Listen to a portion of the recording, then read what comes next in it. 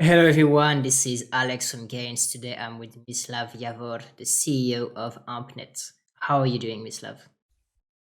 Hey Alex, I'm doing great. Looking forward to the interview and hoping to, give some people an insight in what we've been building for the past few months. So very excited for this interview.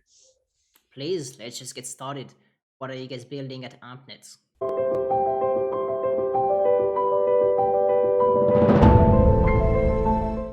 So essentially, what we are building is a crowd funding or fundraising and tokenization platform. So what we realized is that capital markets generally traditionally are quite inefficient. They've been built, with traditional finance in mind, and this makes them reasonably slow. So we give one example to kind of illustrate the usefulness of AMPnet. Imagine you have a project which is worth 10 million euros.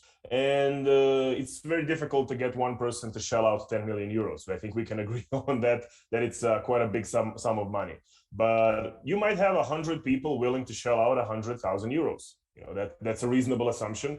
If it's a good project, if it yields good returns, then it might be reasonable to assume that 100 people might shell out 100,000 euros each. And now you run into a huge problem. Imagine those 100 people are from different countries. How do you get them to invest?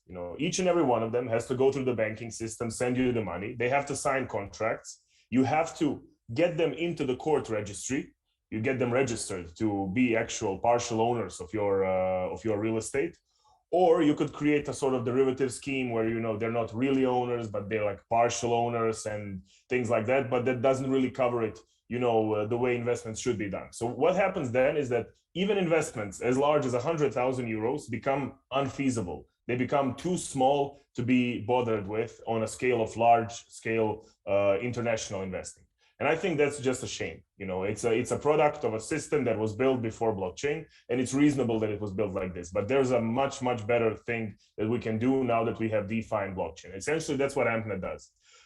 We convert your entire company or your real estate property or your renewable energy project or whatever you might have in mind into basically digital securities, the digital tokens, which then can be used by investors in the free blockchain market to invest. But essentially, we can mostly in supported markets do it, in under 1 week.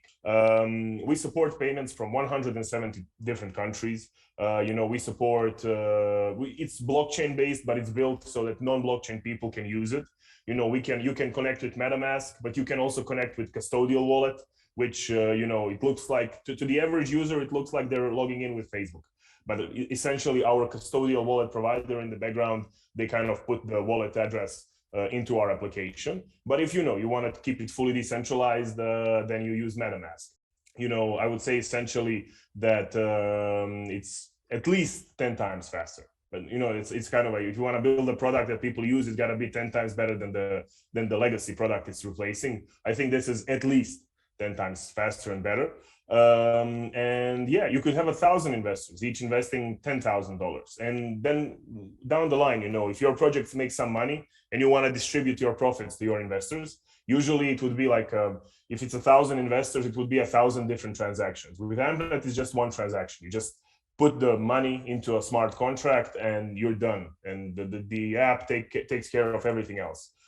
We've taken care of on-ramps, off-ramps, so people can enter with fiat, exit with fiat. We use USDC as base currency in our application. The application is currently running on Polygon, but it will be compatible with all EVM chains, such as we have a partnership with Moonbeam, which is coming soon, which we will be launching, on in the Polkadot ecosystem, and we are exploring, partnerships with maybe Near or Solana or some other chains which are compatible with EVM. We have solved KYC. You get integrated KYC AML checks in all the major AML databases. Basically, beyond that, we give you profit sharing. We give you basically any feature you might require. It's taken care of. Tax compliance, we generate tax reports for you. We generate all sorts of historical data about your investments, how much you invested, when, how. If you're a project owner, we give you the ability to create your token, create your asset, create multiple campaigns with different token prices, just like this. we can simplify your life so much that it's incredible. So I think, with first launches coming very soon, I think this is going to be one of those very, very pivotal projects in the industry. And I say this with a dose of modesty. I'm not sure that's going to happen, but it seems to me that we are filling a very, very important hole in the market right now, where anyone can create a token, a campaign, set the price, get people investing just like this on any chain they want, any way they want. And that's basically, how AMPnet works. Seems quite big indeed. And I mean, listening to you speak, there's also lots of extra services, as you mentioned, accounting that's done automatically, dispersing profits. Seems like a lot. For how long have you guys been working on this? And also, who's on the team? How big is it? What is their experience to build such a platform? Sure. We've been working on an idea of this for, let's say, 3 years, but it would be disingenuous to say that we've been working on this specific project for 3 years. This idea of actually tokenizing assets, getting the fundraising campaign running on EVM chains, this is probably like 7 or 8 months old, from a bit before our token sale up until now. And finally, now we have a fully finished version 2 of the product. The team currently stands at 12 people, complete with everyone. And we're aiming to keep it that way, at least for the foreseeable future. We like a small, agile team that can, adapt much quicker to the challenges. Like myself, I'm a blockchain developer. I worked with Solidity before, and I was a software developer before that. My co-founder and colleague Philip, he has been a software developer and engineer. He has been specialized in basically cryptography for the past few years and has been working on multiple blockchains, including the Eternity blockchain, now Ethereum blockchain, working on Polygon, and probably in the coming future on some other EVM chains. And beyond that, in the co-founding team, we have one serial entrepreneur with, kind of a lot of experience in company building and things like this. We have one person working as a key account manager for the renewable energy project. And not to count everyone, but in the team, we have all the necessary specialties covered. We have excellent, amazing front-end engineers, back-end engineers. We have a great business development team. And yeah, that would be, I think we cover kind of a broad spectrum of competencies. Cool. So it seems like you've done a lot tech-wise in the developing things. What about adoption? What are the projects that have been using the platform? What's the total amount that was raised through the platform for these projects? So we've had one large client, Greenpeace, who have launched with us for the version 1 of the platform. They have, as of now, raised something a bit over 40,000 euros, which is really small compared to what we were planning to do. There have been numerous challenges, I'd say, and numerous problems with V1 of the platform. So at one point we realized, working with bad tech is, as far as we can tell, no matter how hard we try, it's very difficult to build something meaningful. So we, decided to cut the ropes, drop the platform and develop everything on Ethereum. And now we have a platform that's like a breeze to log in. It works seamlessly. It has on-ramps, supports payments from 170 countries with like credit cards, Apple Pay, Google Pay, Revolut, bank deposits, wire transfers, you name it, we support it. We have integrated KYC with one of the best providers out there. We also, launch on multiple chains at the same time with no problem, with super ease. We're now fully decentralized. The platform is 100% running on Solidity and IPFS, and the front end, there will also be an instance where it's hosted on IPFS. So, we can truly say that we covered all the DeFi principles, and this has given us now a much better sales opportunity. So great things are coming ahead. So I would say that the sales part right now is going extremely positively, much better even than our expectations. Awesome. So tell me, how will these all amazing partnerships and clients translate into something good for the token price. How is the token integrated? Is it needed in some steps for these guys, for the people who want to invest? How is the token come into play? So we have decided to opt out of any complicated token staking schemes, where you would be rewarded for, let's say, locking your token away in something, not because we think it's bad, but because we didn't see it as a good fit for our platform. So we decided on a very simple model. For each project that is tokenized, essentially the protocol automatically charges a fee, and basically it takes this money, pulls it away when the project is successfully funded, and goes on Uniswap and buys our token. It's that simple. It's just literally the protocol goes and buys the token on Uniswap, and that automatically does what it's supposed to do and has a positive effect on price. So basically speaking, we are still deciding on 100% the mechanics of this, how we call them token buybacks, but it's more or less dead set now that's how it's going to work. So, and hopefully if all projects get realized, we're hoping to have, as let's say, in the low hundreds of thousands up to high hundreds of thousands of buybacks by, let's say, the end of the year or something like that. So hopefully, when our idea is that when people see that this is an actual token that's bringing back value to investors, it's almost as if they're getting dividends from the business, but they're not actual dividends. They can't be actual dividends. Yeah, I think that's one of the most fair way we could imagine to give back to token holders and to reward them for the trust they have bestowed upon us, by participating in either early token sales and even now in the market for, buying, selling, keeping the liquidity and things like that. I think that's the way we pay back the people who have given us their trust by earning money and putting it back into the token. Yeah, absolutely. We've talked about achievements. Is there anything else you'd like to mention? Well, I would love to mention that we have a pending and ongoing an ongoing partnership with Polygon. They have been very supportive of the efforts we have at AMPnet to build the platform, and that's why the platform is exclusively launching on Polygon for the first iteration. As mentioned, we will be launching on other chains also, but yeah, I would love to point out, that they are one of our biggest and main partners. Beyond that, we are also working somewhat close with the Moonbeam blockchain, and they will probably be the second platform that we launch on.